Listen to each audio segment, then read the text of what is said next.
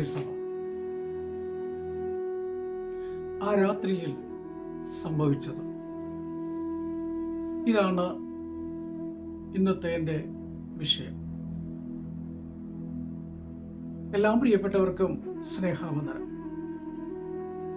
Emmanuel prayer മിഷന്റെ ഉറവ എന്ന ഈ പ്രോഗ്രാമിലേക്ക് ഏവർക്കും ഹാർദവമായ സ്വാഗതം. കർത്താവിൽ പ്രിയരെ, എല്ലാവരും സുഖമായിരിക്കുന്നു എന്ന് കരുതുകയാണ്. എല്ലാ പ്രിയപ്പെട്ടവരെ ഓർത്തുകൊണ്ട് പ്രാർത്ഥിക്കുന്നു. 2025 വർഷം നമ്മെ പിന്നിടുവാൻ ദിവസങ്ങൾ മാത്രം ശേഷിക്കുന്ന ഈ സമയത്ത് കഴിഞ്ഞ ഒരു വർഷക്കാലം നമ്മെ നടത്തിയ വിധങ്ങൾ എത്ര ശ്രേഷ്ഠകരമായിരുന്നു. മാനസികമായും ശാരീരികമായും സാമ്പത്തികമായും പല നിലകളിലുള്ളതായ ഉന്നതികൾ വരികയും നമ്മൾ ആഗ്രഹിച്ച നിലകളിൽ നമ്മുടെ ജീവിത സാഹചര്യങ്ങളെ ഉയർത്തപ്പെടുവാൻ തക്കവണ്ണം ദൈവം നമ്മെ സഹായിച്ചിട്ടുണ്ട്. പലപ്പോഴും രോഗങ്ങളുണ്ടാകാം, ഭാരങ്ങളുണ്ടാകാം, പ്രയാസങ്ങളുണ്ടാകാം, കഷ്ടപ്പാടുകളുണ്ടാകാം. എന്നാൽ അതിൻ്റെയൊക്കെ നടുവിൽ ദൈവം നമ്മെ എത്രമാത്രം സ്നേഹിച്ചിരുന്നു എന്ന്, എത്രമാത്രം നമ്മെ കരുതുന്നു, എത്രമാത്രം നമ്മെ പരിപാലിച്ചിരിക്കുന്നു, അതിനെല്ലാം നന്ദി പറയാൻ വേണ്ടി ഒരു ദിവസം നമുക്ക് ലഭിക്കപ്പെടുകയാണ്. എന്നാൽ ഈ വർഷത്തിന്റെ ആരംഭം കണ്ടവർക്ക് ഈ വർഷത്തിന്റെ അവസാനത്തിൽ എത്തിച്ചേരുവാൻ കഴിയാത്തവരായി അനേക പ്രിയപ്പെട്ടവരുണ്ട്, മാറ്റപ്പെട്ടവരുണ്ട്, രോഗം വന്നവരുണ്ട്, കിടപ്പ് രോഗികളുണ്ട്, ഭാരമുള്ളവരുണ്ട്. എന്നാൽ അതിലൊക്കെയും നമ്മെ എത്രമാത്രം കരുതുന്നു എന്നുള്ളതാണ്.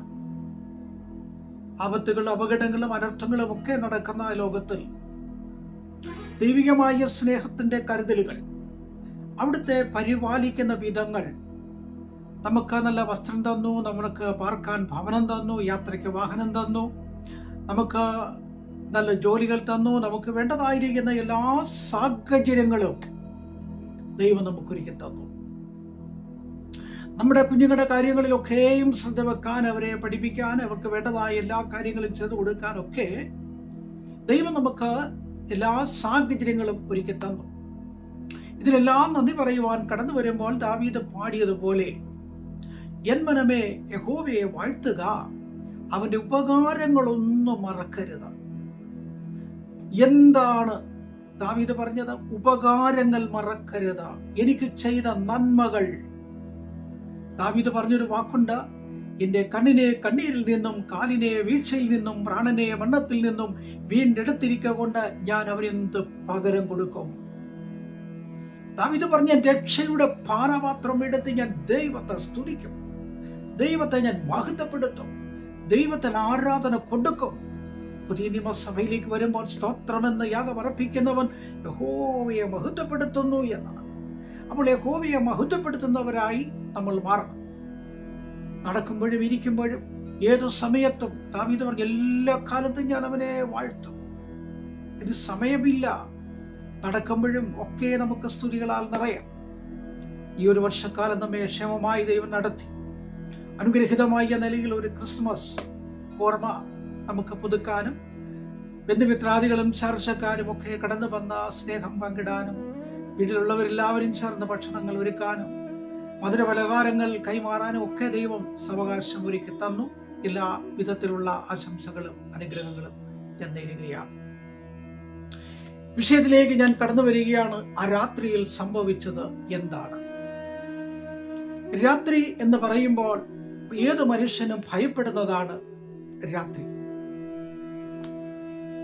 മനുഷ്യൻ വിശ്രമിക്കാനുള്ള സമയമാണ് രാത്രി. പകൽക്കാലം ജോലി ചെയ്ത് രാത്രികാലം വിശ്രമിക്കുവാനുള്ള സമയമാണ്. എല്ലായിടത്തെയും വിളക്കുകൾ അണഞ്ഞു കഴിയുമ്പോൾ കൂരിരുട്ടാണ്. ആകാശത്തിൽ നിറഞ്ഞു നിൽക്കുന്ന നക്ഷത്രങ്ങൾ, അല്ലെങ്കിൽ ഉദിച്ചു നിൽക്കുന്ന ചന്ദ്രന്റെ പ്രകാശങ്ങൾ ഒരു നിഴലായി വെളിച്ചമായി ഭൂമിയിലൂടെ പരന്നൊഴുകുമ്പോൾ വീട്ടിലുള്ള ഓരോ പ്രിയപ്പെട്ടവരും നല്ല ഉറക്കത്തിലാണ്, നല്ല നിദ്രയിലാണ്, എന്ത് നടക്കുന്നു എന്ന് ആരും അറിയുന്നില്ല. ഈ രാത്രിയുടെ യാമത്തിൽ ഒരു വീടിനകത്ത് ചില പ്രിയപ്പെട്ടവർ ഉറക്കമില്ലാതെ ഇരുന്ന രാത്രിയായി മാറി. അവരെ ഭയപ്പെടുത്തിയത്, അവരെ ചിന്തിപ്പിച്ചത്, അവരെ വേദനിപ്പിച്ചത്, അവർ സ്നേഹിച്ച, അവരെ പരിപാലിച്ച, അവരെ നടത്തിയ, ഉപദേശം കൊണ്ട് സമ്പന്നമാക്കിയ, ഉപദേശം കൊണ്ട് ശ്രേഷ്ഠമാക്കിയ, ഉപദേശം കൊണ്ട് അനുഗ്രഹമാക്കിയ, ഞങ്ങളെ സ്നേഹിക്കുകയും കരുതുകയും ചെയ്ത അപ്പോസ്തലനായിരിക്കുന്ന ഞങ്ങളുടെ പത്രോസ് അപ്പോസ്തലൻ കാരാഗ്രഹത്തിൽ കിടക്കുകയാണ്. കഴിഞ്ഞ ദിവസം യാക്കോബിനെ വാളുകൊണ്ടവർ കൊന്നു. ഹെരോദാവിന്റെ ഭരണകാലമാണ്. ചില പ്രിയപ്പെട്ടവർക്ക് ഇവരെ ജയിലിലിടുന്നതിന് താല്പര്യമായിരുന്നു, അവരെ കൊല്ലുന്നത് താല്പര്യമായിരുന്നു. ചില പ്രിയപ്പെട്ടവർക്ക് സന്തോഷമായിരുന്നു, ചില പ്രിയപ്പെട്ടവർക്ക് ആനന്ദമായിരുന്നു. എന്നാൽ ഈ ദൈവദാസന്മാരകത്ത് കിടക്കുമ്പോൾ ഒരു റെക്കമെൻഡേഷൻ ചെയ്യാൻ, അവരെ കാണുവാൻ, അവരെ അറിയുവാൻ, അവരെ പുറത്ത് കൊണ്ടുവരുവാൻ ആർക്കും കഴിയാതിരിക്കുമ്പോൾ, അടുത്ത പ്രഭാതത്തിൽ രാജകൽപ്പന നിറവേറാൻ പോകുന്ന ആ സന്ദർഭമാണ്. ഈ സന്ദർഭത്തിൽ ദൈവത്തിന്റെ ജനം, ഒരു കൂട്ടം, ഒരു വീടിനകത്ത് ഉറങ്ങാൻ കഴിയാതെ അവർ ഭാരപ്പെടുകയാണ്. അവർക്കറിയാം നാളെ പത്രോസിന്റെ മരണമാണ്. ഈ രാത്രിയിൽ ഒന്നും സംഭവിക്കത്തില്ല. എങ്കിലും നമുക്ക് പ്രാർത്ഥിക്കാം. ആ ദൈവദാസന്റെ ആത്മാവിന് വേണ്ടി പ്രാർത്ഥിക്കാം, നിത്യശാന്തിക്ക് വേണ്ടി പ്രാർത്ഥിക്കാം, സമാധാനത്തിന് വേണ്ടി പ്രാർത്ഥിക്കാം. അവർ പ്രാർത്ഥനയിൽ ഒരുമിച്ച് ഇരിക്കുകയാണ്. പലപ്പോഴും നമ്മുടെ ക്രിസ്തീയ ജീവിതത്തിൽ നടക്കുകയില്ലെന്നറിയാം, പ്രയാസമാണെന്നറിയാം, വഴികളില്ലെന്നറിയാം, തുറക്കുകയില്ലെന്നറിയാം. എങ്കിലും എന്തുകൊണ്ട് പ്രാർത്ഥിക്കുന്നു? നമ്മളെല്ലാം പ്രാർത്ഥിക്കുന്നവരാ, നിങ്ങളും പ്രാർത്ഥിക്കുന്നവരാ. നടക്കുകയില്ലെന്നറിയാം അല്ലേ? പക്ഷെ പ്രാർത്ഥിച്ചുകൊണ്ടിരിക്കുക. എന്താണ് ദാവീദ് പറഞ്ഞു? പ്രാർത്ഥനയും യാചനയും കേൾക്കുന്നവരായുള്ളവേ, സകല ജഡവും നിന്റെ അടുക്കിലേക്ക് വരും. എന്തുകൊണ്ടെന്നാൽ അബ്രഹാം ആശയ്ക്ക് വിരോധമായി ആശയോടെ കാത്തിരുന്നു, നീതിയായി കണ്ടു. ഒരിക്കലും നടക്കാത്ത ഹന്നയുടെ ജീവിതത്തിൽ ചില വാതിൽ തുറന്നു. അങ്ങനെ അനേക ഭക്തന്മാരുടെ ജീവിത അനുഭവങ്ങൾ നമുക്ക് സാക്ഷ്യമായിട്ടുണ്ട്. അവരെ മാത്രമല്ല, നമ്മുടെയൊക്കെ ജീവിതത്തിലേക്ക് ഒന്ന് പുറകോട്ട് തിരിഞ്ഞു നോക്കിയാൽ, ഇന്ന് വരെ വന്ന വഴികളിലേക്ക് നാം ഒന്ന് ചവിട്ടി നിന്നിട്ട് പുറകോട്ട് നോക്കിയാൽ, ഇവിടെ വരെ വരുവാൻ നമ്മൾ യോഗ്യരാണോ? നമ്മൾ അതിനുള്ളതായ യോഗ്യതയുള്ളവരാണോ? ഒറ്റവാചകത്തിൽ പറഞ്ഞാൽ നമ്മൾ കുറവുള്ളവരാണ്. പക്ഷെ നമ്മുടെ യോഗ്യതയ്ക്കനുസരിച്ചാണോ ദൈവം നമ്മളെ ഉയർത്തിയത്? അതിനനുസരിച്ചാണോ ദൈവം നമ്മെ നടത്തുന്നത്? അതിനനുസരിച്ചാണോ നമ്മുടെ ജീവിത സാഹചര്യങ്ങളെ വളർത്തിയെടുത്തത്, ദൈവം കൊണ്ടുവന്നത്? വലിയ അനുഗ്രഹം തന്നെയാണ്. അതുകൊണ്ടാണ് ദൈവത്തിന്റെ ജനം സഭാശ്രദ്ധയോടെ പ്രാർത്ഥിച്ചു. പ്രാർത്ഥനയ്ക്കൊരു ശക്തിയുണ്ട്. പ്രാർത്ഥന കേൾക്കുന്ന ദൈവമാണ്. അതുകൊണ്ട് അവർ രാത്രിയുടെ യാമങ്ങളിൽ ശ്രദ്ധയോടുകൂടെ പ്രാർത്ഥിക്കുമ്പോൾ, സഭയിലെ ജനങ്ങൾ ഒരുമിച്ചിരിക്കുമ്പോൾ, ആ രാത്രിയിൽ കാരാഗ്രഹത്തിൽ ഒരു ദൈവദാസൻ ചങ്ങലയാൽ ബന്ധിക്കപ്പെട്ട് കിടക്കുകയാണ്. ആ രാത്രിയിൽ കിടക്കുകയാണ്, കൈകൾ ബന്ധിക്കപ്പെട്ട്, കാലുകൾ ബന്ധിക്കപ്പെട്ട്. ആ രാത്രിയിൽ കിടക്കുമ്പോൾ ഒന്നും സംഭവിക്കില്ല എന്നറിയാം. എന്നാൽ ആ രാത്രിയിൽ എന്ത് സംഭവിച്ചു? പ്രിയമുള്ളവരെ, നമ്മുടെ ജീവിതത്തിൽ ചില സംഭവങ്ങൾ നടക്കുന്നത് മുൻകൂട്ടി പറഞ്ഞിട്ടല്ല. ചില അനുഗ്രഹങ്ങൾ, ചില വാതിലുകൾ, ചില വഴികൾ തുറക്കപ്പെടുകയാണ്. ഞങ്ങളുടെ എല്ലാം ജീവിതത്തിൽ ഒരുപാട് വഴികൾ ദൈവം ഞങ്ങൾക്ക് തുറന്നു തന്നതുകൊണ്ടാണ് ഈ സന്ദേശവുമായിട്ട് വരുവാൻ കാരണം. ഒന്നുമില്ലായ്മയിൽ നിന്ന് ഇത്രത്തോളം പറയുവാൻ, ഇത്രത്തോളം ഞങ്ങൾക്ക് സാക്ഷീകരിക്കുവാൻ തക്കവണ്ണം പ്രചോദനമായി തീർന്നത് ദൈവപ്രവൃത്തിയാണ്. ഈ ദൈവദാസൻ കാരാഗ്രഹത്തിൽ കിടക്കുമ്പോൾ ആ രാത്രിയിൽ എന്ത് സംഭവിക്കും? ജനം പ്രാർത്ഥിച്ചു കൊണ്ടിരിക്കുമ്പോൾ ദൈവത്തിന്റെ ദൂതൻ കാരാഗ്രഹത്തിൽ ഇറങ്ങി വന്നു. കാണാൻ വേണ്ടി ഇറങ്ങി വന്നതല്ല, ഭക്ഷണം കൊടുക്കാൻ വേണ്ടി വന്നതല്ല, വെള്ളം കൊടുക്കാൻ വേണ്ടി വന്നതല്ല, വസ്ത്രം കൊടുക്കാൻ വേണ്ടി വന്നതല്ല. നിന്നെ വെടിവെക്കുവാൻ വേണ്ടി വന്നതാ, നിന്നെ പുറത്ത് കൊണ്ടുവരാൻ വേണ്ടി വന്നതാ. ഇന്ന് രാത്രിയിൽ എന്നെ കേൾക്കുന്ന പ്രിയമുള്ളവരെ, നിങ്ങളുടെ ജീവിതത്തിൽ അടയപ്പെട്ട അധ്യായമായിരിക്കാം. വാതിലുകൾ അടഞ്ഞിരിക്കുകയാണ്.